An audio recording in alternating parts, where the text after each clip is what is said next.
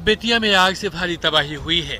मीनाटार थाना क्षेत्र के रामपुरबा गांव में अचानक आग लगने से 9 घर जलकर राख में तब्दील हो गए। दमकल की गाड़ियों की मदद से आग पर काबू पाया गया। जब तक दमकल की गाड़ियों की मदद से आग पर काबू पाया गया, तब तक काफी नुकसान हो चुका था। ग्रामीणों ने साजिश कर आग लगाने का आरोप लगाया है। जो साहब नोटिस दिला रही घर खाली करे के, अब मुझे टाइम मिल रहा है 5 तारीख हटावे के। अब 5 तारीख ना हटावे के तो हमें 4 तारीख के साजिश से आग लगा के हमने घर जला दिल बल्लू। ग्रामीणों के मुताबिक सीओ की ओर से नोटिस जारी किया गया था कि 5 अप्रैल तक हर हाल में अतिक्रमित जमीन से झोपड़ी हटा देना है, लेकिन 4 अप्रैल की रात में ही अचानक आग लग जाने से लोगों में अफरा तफरी मच गई। साजिश की आग की लपटें इतनी तेज थी कि उसमें सबको जलकर राख हो गया। ग्रामीणों ने बताया कि पेट्रोल छिड़ककर आग किसी ने लगाई, क्योंकि घटनास्थल पर पेट्रोल की बदबू आ रही थी।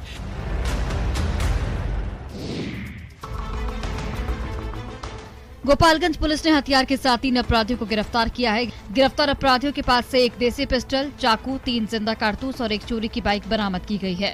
भोरे थाने की पुलिस ने 3 अपराधियों को दुबे जिगना गांव से गिरफ्तार किया है। इसमें जो 3 अपराधी जो इन्वॉल्व थे, उन तीनों को गिरफ्तार किया गया है और जिस चाकू का प्रयोग हुआ था उस चाकू को भी बरामद किया गया है। इसके साथ इनके पास से एक देसी कट्टा और 3 कारतूस भी बरामद किया गया है। गिरफ्तार अपराधियों की पहचान दुबे जिगना निवासी मंजेश राम उर्फ कुली राम, राहुल राम और कटैया थाने के बघी गांव निवासी आकाश यादव के रूप में की गई है। एसपी स्वर्ण प्रभात ने बताया कि हररिया गांव में आपसी विवाद के दौरान चाकूबाजी हुई थी, जिसके बाद पुलिस ने कार्रवाई करते हुए तीनों अपराधियों को गिरफ्तार किया। गिरफ्तार अपराधियों के पास जब तलाशी ली गई तो चोरी की बाइक और हथियार बरामद हुए। गिरफ्तारी के बाद पुलिस ने राहत की सांस ली। वहीं इस कार्रवाई से बदमाशों में हड़कंप मचा है।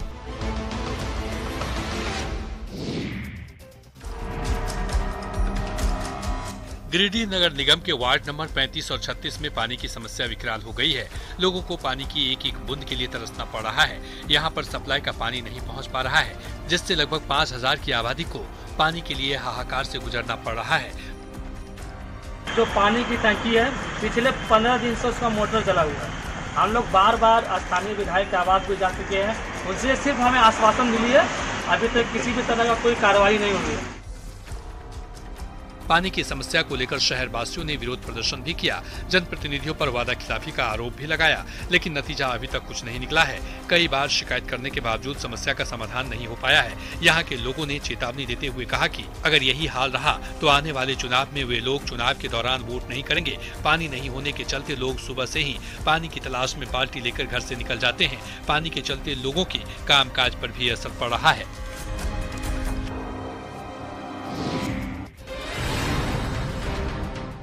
बाढ़ से बचाव और जल निकासी के नाम पर सीतामढ़ी जिले में जल संसाधन विभाग की ओर से पैसे पानी की तरह बहाए जा रहे हैं। कई काम इस तरीके से किए गए हैं जिस पर पैसा तो भारी भरकम खर्च हुआ है, लेकिन वैसी योजना से आम लोगों को कोई फायदा नहीं पहुंचा। बनना से कोई फायदा नहीं होता। बांध बना गया रहा पूरा। पुलिस गेट के लिए काटा कटोल हुआ, पुल तब नदी वहाँ बांध वही सामने रहा। सीतामढ़ी के बेलसंड प्रखंड के चंदौली में बागमती नदी के तटबंध पर 10 करोड़ की राशि खर्च करके सुलश गेट का निर्माण कराया गया। 2.5 दशक पहले बनाए गए इस सुलश गेट के दरवाजे आज तक नहीं खुले हैं। किसानों को सिंचाई के लिए नदी से पानी मिल सके और इलाके को जल जमाव की समस्या से निजात दिलाई जा सके, इसको लेकर इसका निर्माण कराया गया था, लेकिन अफसोस आज तक ऐसा हो नहीं सका। किसानों की समस्या तो जस की तस है ही साथ एक नई समस्या भी खड़ी हो गई है।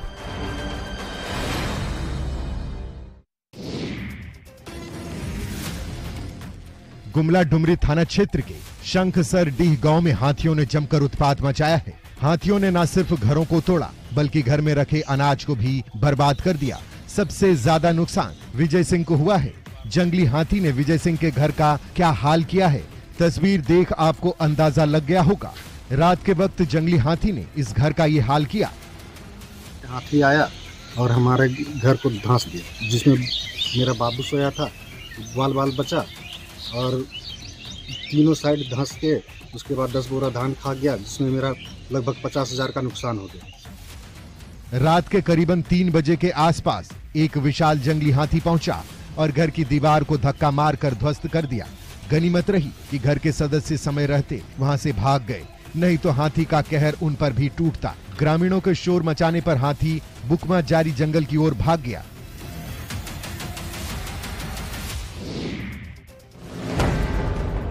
पूर्वी चंपारण में कोटवा प्रखंड के निवासी इन दिनों एक आवारा सांड के आतंक से परेशान हैं। गांव के कई लोगों और मवेशियों को सांड ने जख्मी कर दिया है। हद तो तब हो गई जब सांड ने एक युवक को पटक पटक कर मार डाला। युवक कोटवा बाजार से कोटवा गांव मोटरसाइकिल से लौट रहा था। इसी दौरान बाइक की आवाज से सांड भड़क गया और युवक को खदेड़कर घर में घुसकर मार डाला। सांड को मार दिया जाए और नहीं तो उसका कोई व्यवस्था कर, नहीं तो कितना होता होगा। रामबालक सिंह को खेद कर ले जाकर रूम में पटक कर मुआ दिया। इस घटना के बाद से लोगों में आक्रोश है। किसानों के खेत में जाकर ये सांड उत्पात मचाता है, बैलों को निशाना बनाता है और जब इसे लोग खदेड़ते हैं तो उल्टे लोगों पर ही इसका कहर टूटता है। सांड के उत्पात से पूरे गांव में अफरा तफरी का माहौल है। लोगों ने प्रशासन से सांड के आतंक से मुक्ति दिलाने की मांग की है। लोग अपने घरों में भी चैन की नींद नहीं ले पाते हैं क्योंकि सांड के आ जाने का भय उन्हें सता रहा होता है।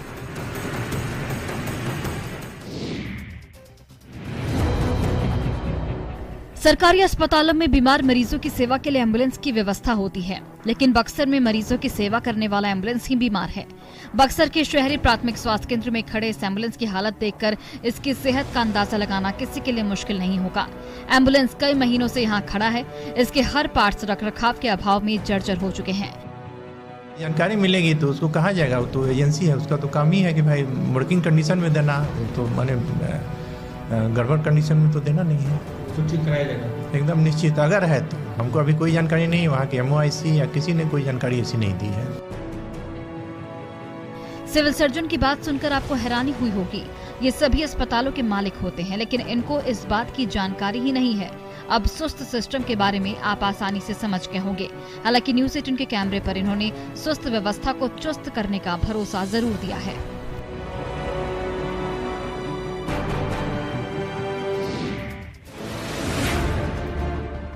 रामगढ़ में ग्रामीण सड़कों पर उतरे हैं। केंद्रीय विद्यालय भुरकंडा के नए भवन के लिए जिस जमीन का चयन हुआ है, उस जमीन के मालिक अपनी जमीन स्कूल को नहीं देना चाहते हैं। आदिवासी बहुल मसमोहना गांव के ग्रामीणों का कहना है कि जिस जमीन का चयन हुआ है, उसका अगर अधिग्रहण होता है तो वे लोग भूमिहीन हो जाएंगे। हम लोग का जमीन इतना ही है तो कितना नए हम लोग देंगे जमीन। जहाँ आती बनाने के लिए मिला है वहीं पे बनाइए।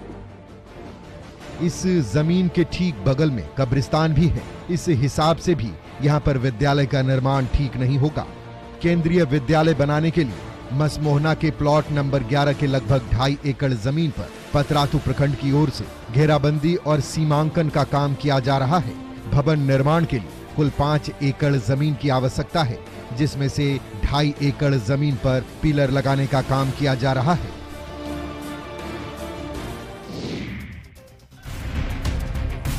पटना सिटी में जाम की समस्या लोगों के लिए नासूर बनता जा रहा है। शहर की लाइफलाइन कही जाने वाली अशोक राजपथ पर आए दिन भीषण जाम लगा रहता है, जिससे यात्रियों के साथ साथ स्थानीय लोगों को भी घोर परेशानियों का सामना करना पड़ता है।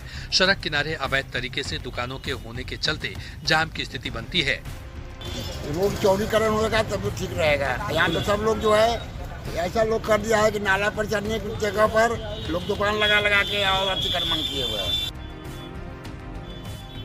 हर दिन हजारों लोग जाम में फंसकर कराहते नजर आते हैं। सड़क पर ट्रैफिक पुलिस की मुकम्मल व्यवस्था बहाल नहीं होने और नगर निगम प्रशासन की उदासीनता के कारण अशोक राजपथ पर भीषण जाम लगता है। शहर के सुल्तानगंज, आलमगंज, खाजे कला चौक और माल सलामी इलाके में भयानक जाम लगती है, जिससे यात्रियों के साथ साथ शहरवासियों को भी भारी परेशानियों का सामना करना पड़ता है। अशोक राजपथ पर लगने वाले भीषण जाम का असर सुदर्शन पथ पर भी देखने को मिलता है।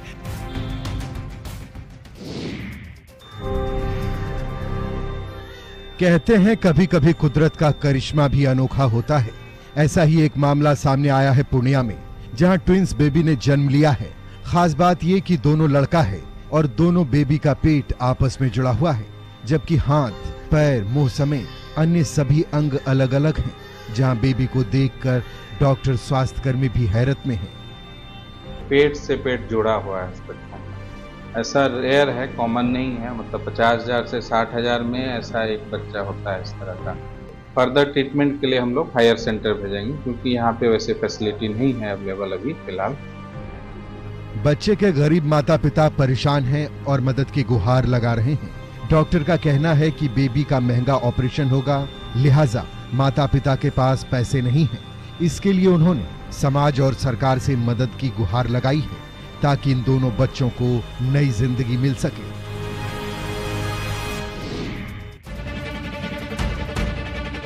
देश में कोरोना के मामले एक बार फिर बढ़ रहे हैं, लिहाजा बिहार में भी स्वास्थ्य विभाग सजग नजर आ रहा है। स्वास्थ्य विभाग की ओर से अलर्ट जारी किया गया है। नए दिशा निर्देश के मुताबिक अस्पताल में अब बिना मास्क के प्रवेश नहीं मिलेगा। अस्पताल प्रबंधन को इस दिशा निर्देश को कड़ाई से लागू करने का निर्देश जारी किया गया है। साथ ही अस्पताल में कोरोना जाँच की विशेष व्यवस्था भी करने को कहा गया है। कोरोना टेस्ट हो रहा है, कल 216, आज 145 हुआ है। अभी तक अभी एक भी नहीं आया। नवादा में बहुत ही कम लोग इस नए गाइडलाइंस का पालन कर रहे हैं। नवादा सदर अस्पताल में न्यूज 18 की टीम ने जब इसकी पड़ताल की तो लगभग सभी लोग बगैर मास्क के दिखे। अस्पताल में इक्के दुक्के लोग ही मास्क लगाए दिखे। नए वेरिएंट को देखते हुए लोगों को अभी से ही सतर्क रहने को कहा गया है, मगर लोग अभी भी इसकी अनदेखी कर रहे हैं, जो भारी पड़ सकती है।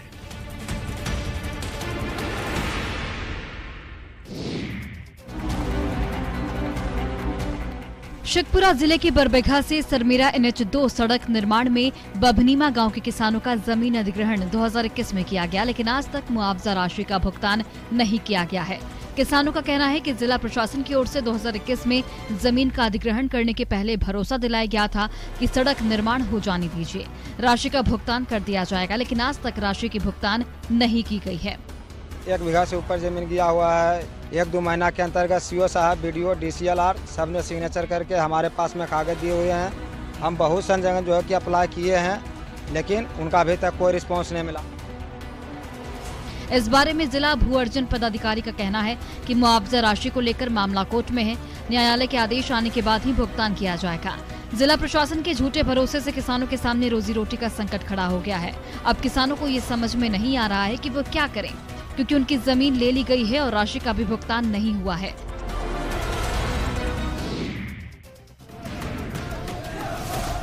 कुर्मी समाज की ओर से आदिवासी का दर्जा दिए जाने की मांग को लेकर रेल चक्का जाम आंदोलन का असर दिख रहा है। झारखंड के अंतिम छोर पर बंगाल के सीमा के खेमाशुली रेलवे स्टेशन पर रेल चक्का जाम जारी है। यहाँ कुर्मी समाज के लोग अनिश्चितकालीन रेल चक्का जाम में डटे हैं। कुर्मी समाज आदिवासी दर्जा की मांग को लेकर बिहार, बंगाल, उड़ीसा बंद का ऐलान किया है। कई ट्रेनों की डाइवर्ट की गए हैं और कई ट्रेनों रद्द भी की गई है। इससे पहले भी महतो समाज के लोगों ने ST में शामिल करने की मांग को लेकर खेमाशुली में रेल चक्का जाम किया था, जिसके बाद केंद्र और राज्य सरकार ने मांग पर विचार का भरोसा दिया था। लेकिन 6 महीने बीत जाने के बाद भी कोई पहल नहीं होने से कुर्मी समाज नाराज दिख रहा है। खेमाशुली में रेल चक्का जाम के बाद रेल प्रशासन की ओर से करीब 50 ट्रेन को रद्द कर दिया गया है। दक्षिण पूर्व रेलवे की आद्रा डिवीजन और खड़गपुर डिवीजन ने 48 ट्रेन को डाइवर्ट किया है।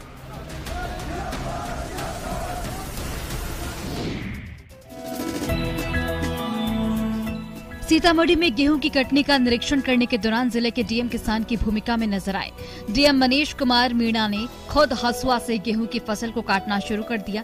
तस्वीरों में आप देख सकते हैं कि पूरा लाव लश्कर के साथ डीएम खेत में है और गेहूं की फसल को काट रहे हैं। बिहार राज्य फसल सहायता योजना के अंतर्गत रबी फसल गेहूं की कटनी प्रयोग का निरीक्षण करने डीएम सीतामढ़ी के डुमरा प्रखंड के मुरादपुर पंचायत के मझौलिया गाँव पहुंचे थे। इस दौरान डीएम ने रैंडम पद्धति के जरिए चयन किए गए प्लॉट पर उपज दर, फसल कटाई प्रयोग उत्पादन का निरीक्षण किया और किसानों से फीडबैक लिया। डीएम की ओर से 50 मीटर वर्ग में किए गए कटनी में कुल 17 किलो 500 ग्राम गेहूं का उपज पाया गया, जिसका प्रति हेक्टेयर 35 क्विंटल उत्पादन का आकलन किया गया। डीएम ने कहा कि किसान हमारे अन्नदाता हैं और उनकी उपज का सही मूल्य मिले और उनकी आय में वृद्धि हो, इसको लेकर वे गंभीर हैं।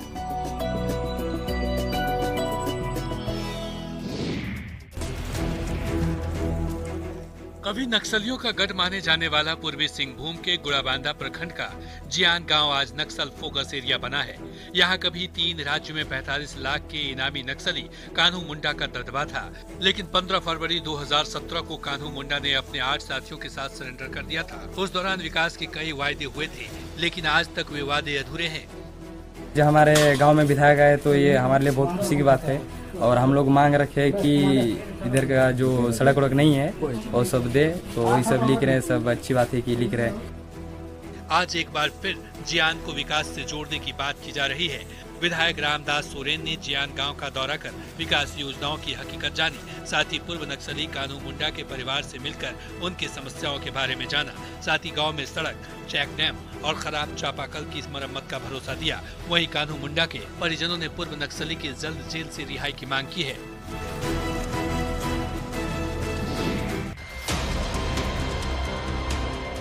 सासाराम में रामनवमी के जुलूस के दौरान उपद्रव के बाद सासाराम के विद्यालयों को बंद कर दिया गया था, लेकिन अब स्थिति सामान्य हो गई है। 4 अप्रैल तक जिला प्रशासन ने प्रभावित इलाके में विद्यालयों को बंद कर दिया था, लेकिन अब स्कूलों को खोल दिया गया है। जैसे ही स्कूल खुले, छात्र छात्राएं विद्यालय में आने लगे हैं। कैसा लग रहा है आज? बहुत अच्छा लग रहा है। 2-3 दिन छुट्टी था या फिर बंद था, क्या था? वो लड़ाई झगड़ा के कारण बंद हो गया था। अब तो सब ठीक है ना? हाँ, अब सब सामान्य है। बच्चों में उत्साह है, टीचर भी काफी खुश हैं।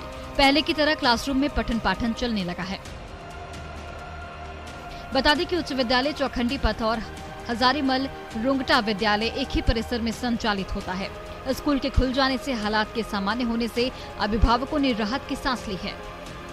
बच्चों की पढ़ाई बाधित होने से बच्चे भी मायूस हैं, लेकिन अब फिर से जिंदगी यहाँ पर पटरी पर लौट चुकी है।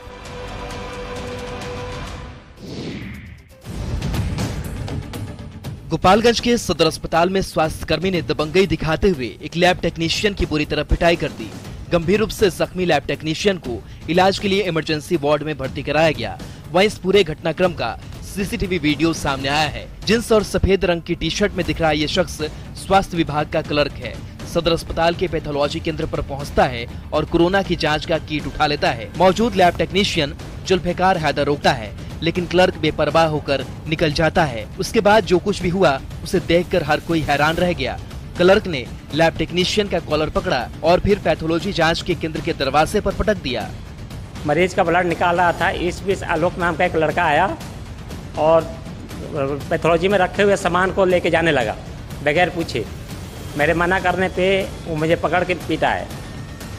वहीं पुलिस ने इस मामले में प्राथमिकी दर्ज कर आरोपी की तलाश में जुट गई है।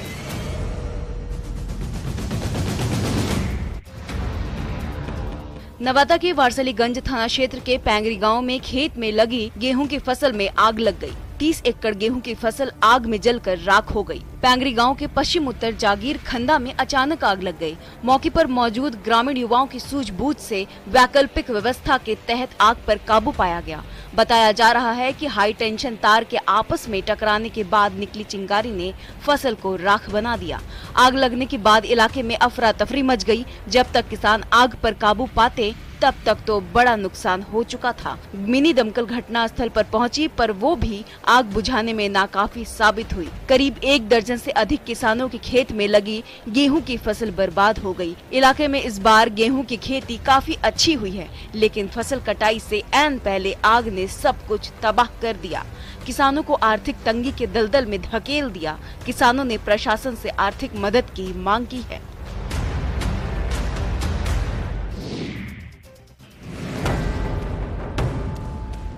धनबाद में जाम की समस्या से निजात दिलाने के लिए नगर प्रशासन की ओर से पहल की जा रही है। नगर प्रशासन ने अतिक्रमण हटाओ अभियान चलाया। सड़क किनारे लगी दुकानों को हटाया गया। रणधीर वर्मा चौक से BRM चौक तक बुलडोजर के जरिए दुकानों को हटाया गया। सड़क किनारे जो ठेला कुलचा जो रखे हुए हैं हमारे ट्रक से चले गए हैं, देख रहे हैं, उनकी कार्रवाई चल रही है। इस कार्रवाई के दौरान नगर प्रशासन ने सड़क किनारे चल रही दुकानों को जब्त भी किया। कार्रवाई से दुकानदारों में जबरदस्त आक्रोश देखा गया। इस एरिया में सड़क किनारे दुकानों और ठेला का होने से अक्सर जाम की समस्या से लोगों को परेशान होना पड़ता है।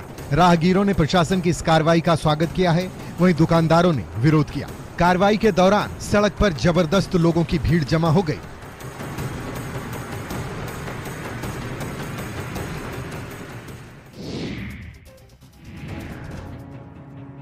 पलामू में भीषण गर्मी के दस्तक के साथ ही ग्रामीण इलाकों में पेयजल संकट गहराने लगा है। गांव के सभी चापाकल सूखने की कगार पर हैं या फिर सूख गए हैं।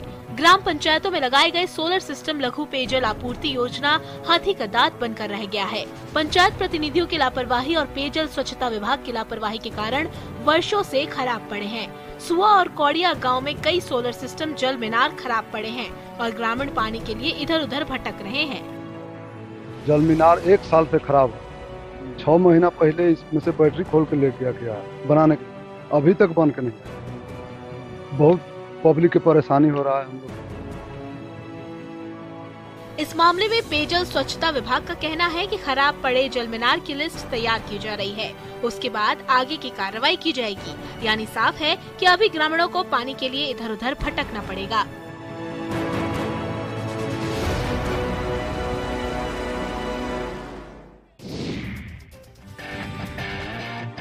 मुजफ्फरपुर जिला के सुजावलपुर गांव के रिक्की शर्मा इंजीनियर बनना चाहते थे, लेकिन पैसे के अभाव में इंजीनियरिंग नहीं कर सके। रिक्की ने उम्र के इस पड़ाव में ही ऐसा कमाल कर दिया है कि सब उसके मुरीद हो गए हैं। उसने जुगाड़ से फाइटर प्लेन बना दिया है। रिक्की ने मछली के डब्बे में प्रयोग होने वाले थर्मोकोल से F-22 Raptor model fighter plane बनाया है, जो 300 फीट की ऊंचाई तक उड़ान भरती है।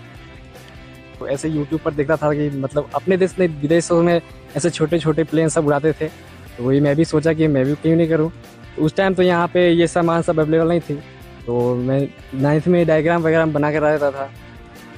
रिक्की अपने गांव में इस प्लेन को उड़ाता है तो उसकी आवाज सुन लोग घर से बाहर निकलकर आसमान में देखने लगते हैं। रिक्की BA का छात्र है। उसके पिता नवल किशोर शर्मा लकड़ी के काम के साथ साथ साउंड सिस्टम का काम करते हैं। इसे बनाने में महज 7 से 8 हजार रुपए खर्च हुए हैं।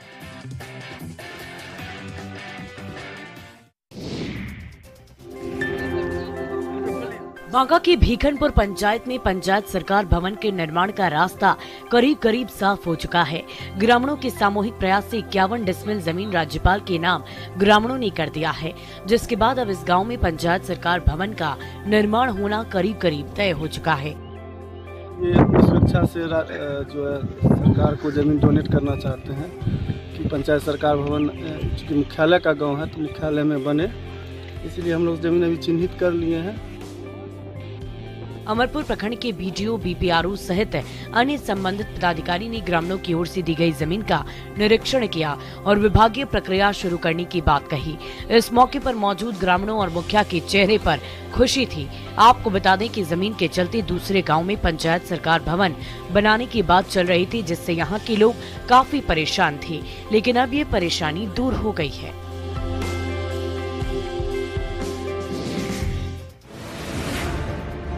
गिरिडीह जिले के आदिवासी बहुल सोनरे गांव के लोग बदहाली में जीवन जीने को मजबूर हैं। प्रशासन की ओर से हर परिवार को पक्का मकान देने का दावा किया जा रहा है, लेकिन दावों में कितना दम है ये आप इन मिट्टी के घरों को देखकर समझ सकते हैं।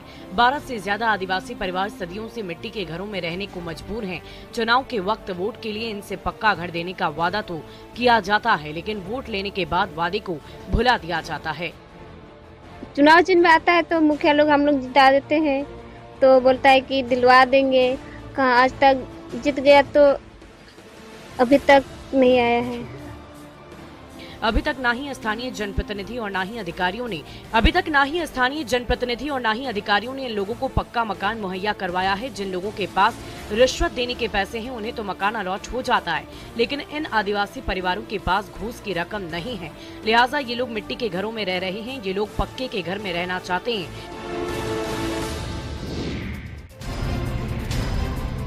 रांची के गली मोहल्ले और चौराहों पर बिजली के तार का मकड़जाल दुर्घटनाओं को आमंत्रित कर रहा है। एक ही पोल पर सैकड़ों उलझे हुए तार होने की वजह से लोगों में हमेशा हादसा होने का डर बना रहता है। तेज हवा में ऐसी जगहों पर हमेशा शॉर्ट सर्किट का खतरा बना रहता है। हालांकि बिजली विभाग के अधिकारी ये जरूर कहते हैं कि जल्द ही तार के मकड़जाल से मुक्ति मिलेगी। जितने में रेल 11 के भी लाइन्स वगैरह जो बच गए हैं उसका DPR बना करके हम लोग भेजे हैं हेडक्वार्टर को। योजना स्वीकृत होने के बाद उस पर भी कार्रवाई किया जाए।